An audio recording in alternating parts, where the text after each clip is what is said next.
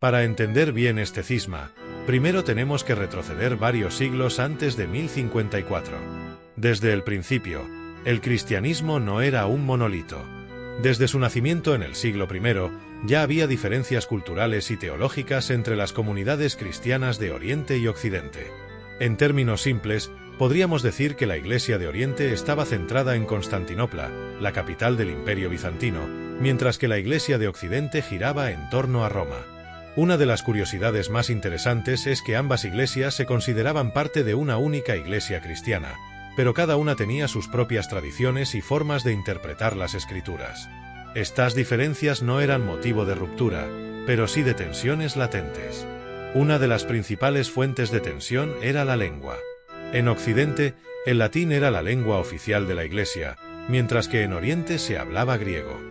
Esto no solo hacía que la comunicación entre las dos mitades del imperio fuera difícil, sino que también generaba diferencias en la manera en que se entendían y expresaban los conceptos teológicos.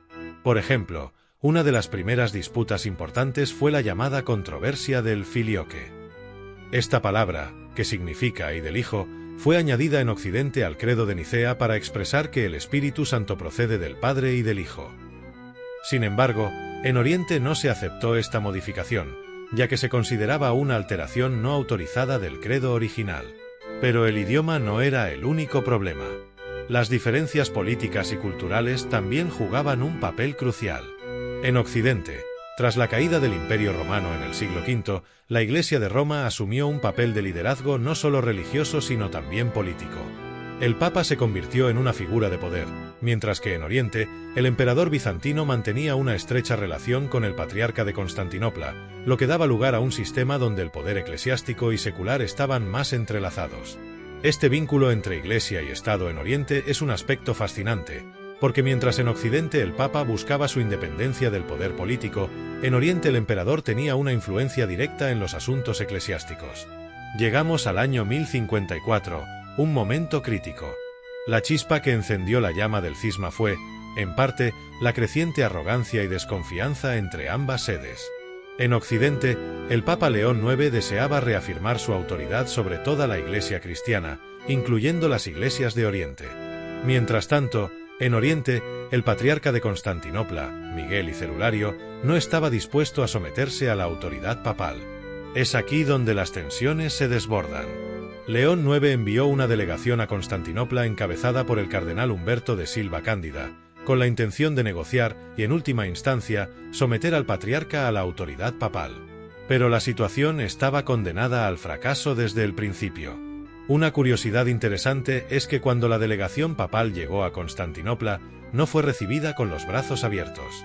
De hecho, las cosas se pusieron tensas rápidamente. Humberto y Cerulario intercambiaron acusaciones mutuas de herejía y mal comportamiento. Y luego ocurrió lo que podríamos llamar el golpe de gracia del cisma. El 16 de julio de 1054, Humberto entró en la iglesia de Santa Sofía durante una liturgia y colocó una bula de excomunión en el altar, excomulgando a Cerulario y a todos sus seguidores. Cerulario respondió excomulgando a Humberto y a sus compañeros. Este doble acto de excomunión es lo que muchos consideran el momento oficial en que la Iglesia se dividió en dos ramas separadas. Sin embargo, lo más interesante es que en aquel momento, ni el Papa ni el Patriarca pensaban que esta ruptura sería permanente. Ambos lados esperaban que, con el tiempo, se pudiera llegar a una reconciliación. Pero la historia tenía otros planes. Con el tiempo, las diferencias entre Oriente y Occidente se solidificaron. Las cruzadas, en particular la Cuarta Cruzada, empeoraron aún más la situación cuando los cruzados occidentales saquearon Constantinopla en 1204, creando un abismo casi insalvable entre las dos iglesias. Hablemos ahora de cómo se vivió el cisma en el día a día. Para la mayoría de los cristianos comunes, especialmente los que vivían lejos de las grandes ciudades, el cisma no fue un evento dramático que cambió sus vidas de inmediato. No había medios de comunicación que cubrieran la noticia en tiempo real. Fue un proceso gradual y complejo, donde las diferencias litúrgicas, teológicas y de liderazgo se fueron haciendo cada vez más evidentes. Por ejemplo, en Oriente se continuó usando el pan con levadura en la Eucaristía, mientras que en Occidente se usaba pan sin levadura. Este detalle, que puede parecer menor, es un símbolo de las crecientes diferencias que se fueron afianzando con el tiempo. Y, por supuesto, no podemos dejar de mencionar el impacto a largo plazo del Cisma de Oriente.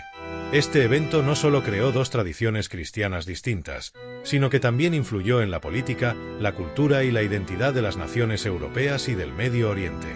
La Iglesia Católica se consolidó como la autoridad espiritual en Occidente, mientras que la Iglesia Ortodoxa se convirtió en el corazón del cristianismo en el Este, con sus propias liturgias, teologías y formas de gobierno. En resumen, el Cisma de Oriente de 1054 no fue solo una disputa entre líderes religiosos, fue el resultado de siglos de diferencias acumuladas, malentendidos y rivalidades políticas. Y su impacto se siente hasta el día de hoy. ¿Qué opinas tú sobre esta división? ¿Crees que fue inevitable o que podría haberse evitado? Me encantaría conocer tu opinión en los comentarios. Y si te ha gustado este vídeo, no olvides darle al like y suscribirte para más contenido sobre historia y curiosidades del mundo. Nos vemos en el próximo vídeo.